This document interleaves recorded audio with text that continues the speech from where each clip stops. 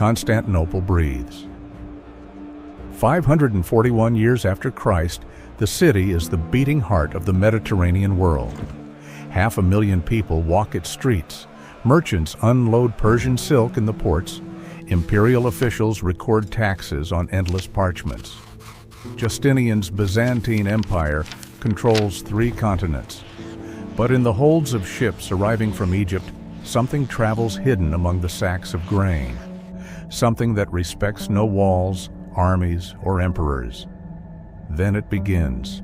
A high fever, dark swellings in the armpits and groin, delirium. Within a few days, 10,000 people are dying a day in Constantinople. The authorities lose count. The dead pile up in the streets because there aren't enough hands to bury them. Justinian, the emperor who dreamed of reconquering Rome, falls ill and survives by sheer luck. But his empire never recovers. Of the Plague of Justinian, the first documented pandemic of the ancient world, kills between 25 and 50 million people over 200 years. And with them dies the dream of restoring the Roman Empire. What you are about to see is not a list of diseases. It is the story of how 5 pandemics redefined the course of human civilization. Each one carries a pattern. Interconnected systems create opportunities for prosperity, but also for collapse. And when the invisible strikes, no wall is high enough. The Plague of Justinian teaches the first lesson. Empires depend on trade routes, but trade routes carry more than just goods. The bacterium Yersinia pestis. It travels on fleas that live on rats that live on ships. The larger the trade network, the faster the disease spreads. Constantinople, connected to Egypt, Persia, Italy, and North Africa, becomes a hub of contagion. The empire's prosperity turns into its weakness. Entire villages in the interior of Anatolia are abandoned. Wheat fields rot without harvest. Tax revenue collapses. Justinian has to cancel his military campaigns because there are neither soldiers nor money. The empire survives, but shrinks. And this opens space for something new. Because when one system collapses, another fills the vacuum. In the following centuries, Arab tribes emerged in the desert and conquered territories that Byzantium could no longer defend. Islam expanded. The plague did not cause the Islamic rise, but it created the conditions. That is the rule. Pandemics not only kill, they redistribute power. 800 years later, the same bacteria returns. But this time, it finds a different world. 1347. Medieval Europe. 100 million people live in feudal villages. Serfs work the lands of lords. The Catholic Church dominates spiritual and political life. The system seems unshakable. And then Genoese ships arrive in Sicily from the Black Sea. In the holds, infected rats. In 3 years, the Black Death kills between 75 and 200 million people, a third of the European population. In the villages, survivors look around and see empty fields. Before the plague, there were 10 serfs vying for a single job working a lord's land. Now there are 3 serfs and 10 lords desperate for labor. For the first time in centuries, ordinary workers can negotiate wages. And they leave the villages and migrate to cities. Feudal lords offer better contracts to retain workers. The rigid structure of feudalism begins to crack. The plague kills people, but it also kills the system that organized their lives. And what emerges in its place? Cities gain power. Guilds of artisans strengthen. Universities proliferate. The Italian Renaissance flourishes in cities enriched by trade, inhabited by an urban class born from the collapse of feudalism. Florence, Venice, Milan. Modern Europe begins to take shape. But the transformation comes at a cost. Urban inequality, peasant revolts, persecution of Jews accused of spreading the plague. We gain social mobility, but we pay with violence and scapegoating. At first glance, pandemics seem to affect everyone equally, but in reality, they expose structural inequalities. The rich flee the cities to isolated rural properties. The poor are crammed into unsanitary neighborhoods where the disease spreads faster. Plague doctors wear crow beak masks stuffed with aromatic herbs, an artifact that symbolizes both an attempt at protection and scientific ignorance. They don't know that the plague travels on fleas, so their masks are ritualistic theater. But ritual matters. In times of panic, even useless gestures offer an illusion of control. And that is why, later, when Europe crossed the Atlantic, it carried with it not only soldiers and crosses, but also diseases against which the American peoples had no defense. 16th century, Aztecs, Mayans, Incas. Complex civilizations with cities larger than many European ones. Tenochtitlan had 200,000 inhabitants when Hernán Cortés arrived in 1519. 2 years later, half the population was dead, not from Spanish swords, but from smallpox. Smallpox crosses the ocean in the bodies of sailors and soldiers. Europeans have lived with the disease for centuries. Many developed immunity or survived infection in childhood. But in the Americas, the virus finds immunologically virgin populations. 90% of indigenous peoples die in less than a century. Empires crumble not because the conquerors were militarily superior, but because they fought against enemies already decimated by epidemics. Cities are abandoned.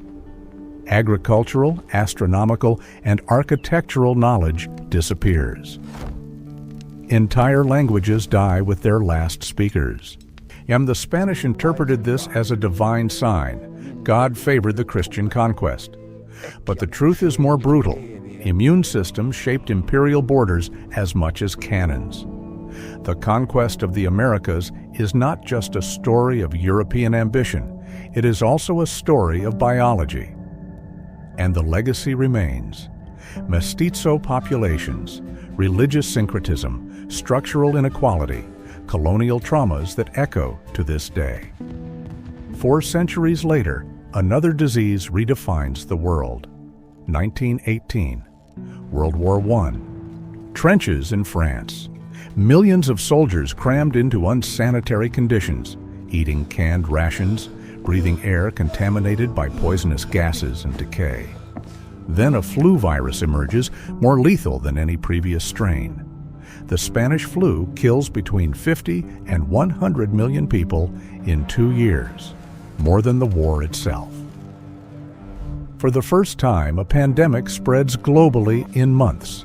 Steamships cross oceans in weeks, not months. Trains transport infected soldiers from the front lines to inland cities. Telegraphs transmit news of the outbreak, but fail to stop the contagion. Modernity accelerates both connectivity and vulnerability. Industrial cities like Philadelphia ignore medical warnings and hold patriotic parades. Days later, hospitals collapse. Other cities, like St. Louis, cancel public events early and have lower mortality rates. The difference between acting quickly and waiting costs tens of thousands of lives. The flu attacks healthy young adults with particular ferocity, the opposite of the normal pattern, where children and the elderly are more vulnerable. Scientists still debate why. The most accepted hypothesis: the young and strong immune system overreacts to the virus, creating an inflammatory storm that destroys the lungs. Tragic irony: strength becomes weakness. But the impact goes beyond the deaths. The Spanish flu marks the end of an era of technological optimism. Before it, the 20th century seemed promising. Electricity, automobiles, airplanes, vaccines, antibiotics. Humanity believed it could dominate nature. The flu reminds us that the invisible still kills better than any army. And this changes public policies. Governments invest in public health, epidemiology, and disease notification systems. The World Health Organization is born decades later, a child of this painful lesson. And then we arrive at the present, 2019. A seafood market in Wuhan, China. A virus jumps from animals to humans, probably bats, possibly through an intermediate host. Within weeks, commercial flights spread the virus to every continent. Within months, the global economy grinds to a halt. Something unprecedented happens. Entire cities lock their doors. Borders close. Planes are grounded. Factories pause. Schools migrate to screens. COVID-19 is the first pandemic of the hyper-connected age. 8 billion people, of 4 billion connected to the internet, a daily flow of goods, people, and information on a scale unimaginable in 1918. But the same technology that spreads the virus also allows for a coordinated response. Scientists sequence the viral genome in weeks.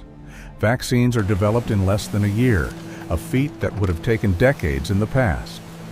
Video calls enable remote work.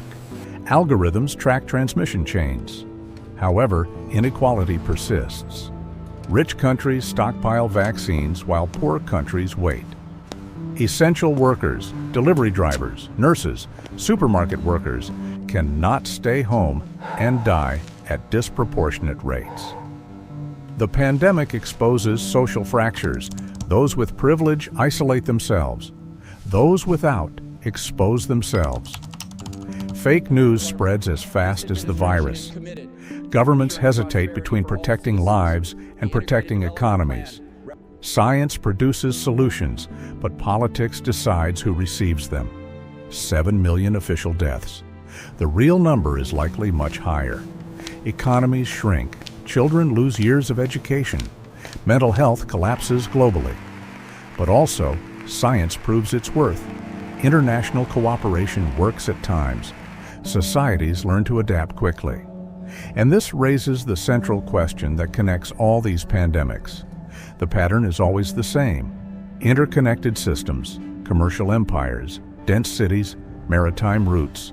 Just air networks create simultaneous prosperity and vulnerability. The more connected, the richer, but also the more exposed to the invisible. The 5 pandemics that shaped history did not happen despite civilization. They happened because of it.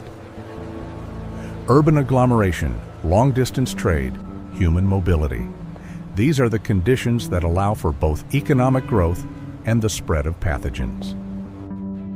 And the commitment that humanity has repeatedly accepted is this: we will not give up on connection. Like, we will not abandon cities, commerce, travel. Instead, we build defense systems, medicine, public health, science, hospital infrastructure, knowing they will never be perfect, but hoping they will be sufficient. We gain prosperity, innovation, urban culture. We pay with periodic vulnerability, and each pandemic forces us to improve the defense system until the next one. The legacy of these 5 pandemics lies not only in the dead, but in the transformations they left behind. So the Plague of Justinian paved the way for Islam. The Black Death ended feudalism and gave rise to the Renaissance. Smallpox redrew the political map of the Americas. The Spanish flu forced investment in public health. COVID-19 accelerated remote work, telemedicine, and messenger RNA vaccines. Each collapse generates reconstruction. Each death opens space for reorganization. This doesn't make pandemics acceptable, but it does make it understandable why, despite them, humanity continues to crowd into cities, cross oceans, and build ever denser networks.